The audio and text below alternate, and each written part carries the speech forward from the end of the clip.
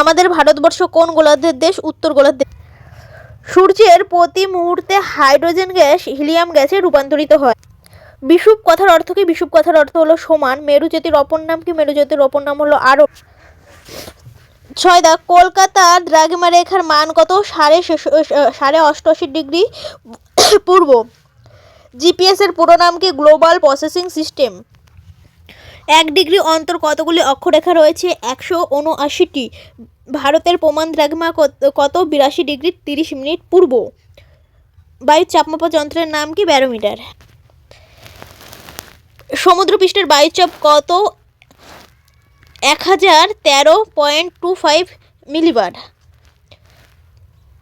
Mount এভারেস্টের বায়ুচাপ কত? 930 মিলিবার। Asia মহাদেশে দেশ সংখ্যা কত? 48টি। পৃথিবীর ছাদ কাকে বলা হয়? পামিল মালভূমিকে। কোন নদীকে ক্যানন্ট নদী বলা হয়? পাল নদীকে। চীনের দুঃখ কোন নদীকে বলা হয়? হোয়াংহো নদীকে বলা হয়। 5-3 জন্য এই প্রশ্নগুলো ইম্পর্টেন্ট। অক্ষরেখা এবং দ্রাঘিমারেখার মধ্যে পার্থক্য।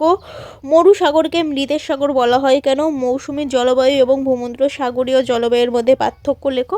নিরক্ষরেখাকে বিষুবরেখা বলা হয় কেন? মেরু অঞ্চলে ঋতু পরিবর্তন হয় না কেন? জিপিএস এর ব্যবহার লেখো।